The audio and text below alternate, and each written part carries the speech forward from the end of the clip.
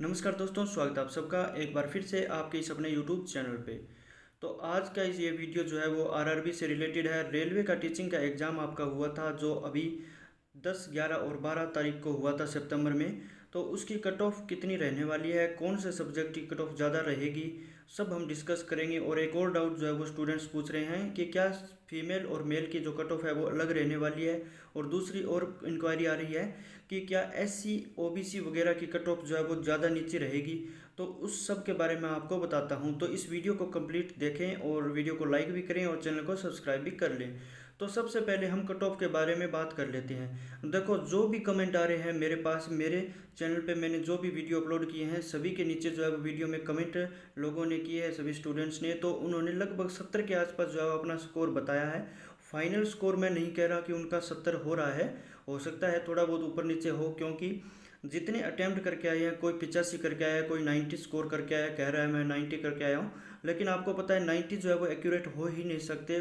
तो इसलिए जो है हम सेफ स्कोर जो है वो लेके चलें तो लगभग 70 के आसपास हो सकता है, लगभग बच्चों के जो है वो सही हो जाए।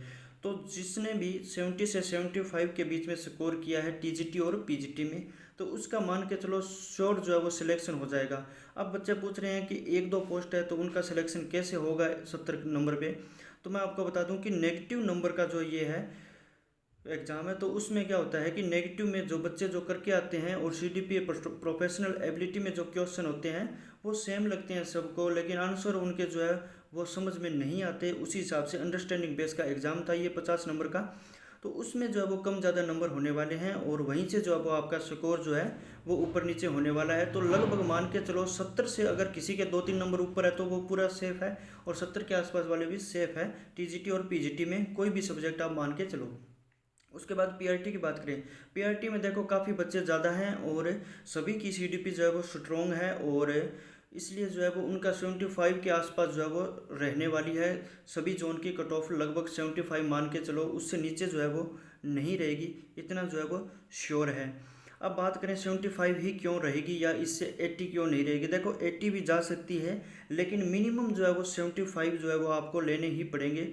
और अगर किसी के बन रहे हैं तो आप मान के चलो आपने किसी का नहीं सुना होगा जिसके 80 आ रहे हैं, क्योंकि वो कहने की बात अलग होती है, जब नेगेटिव नंबर जाने लगते हैं तब उसमें अपने आप जो है वो नेगेटिव भी होंगे क्वेश्चन। किसी के 10 अगर क्वेश्चन 90 स्कोर है, 10 अगर गलत है तो उसमें से 10 में से 3-4 नंबर उसके नेगेटिव में भी चले जाएंगे, यानी 75 के आसपास आ सकता है जिसके 90 किए हुए हैं और 10 से गलत है। तो इसलिए ज़्यादा से ज़्यादा जो है 75 के आसपास जो है वो स्कोर हो सकता है रेलवे टीचिंग एग्जाम में।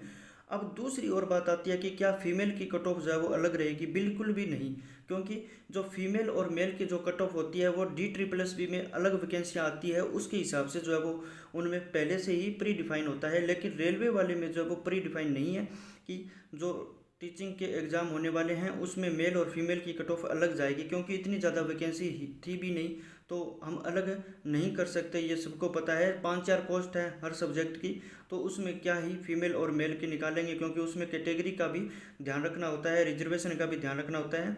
तो उसमें फीमेल और मेल की कट ऑफ जो है वो अलग नहीं रहेगी, ये आप श्योर करके चलो।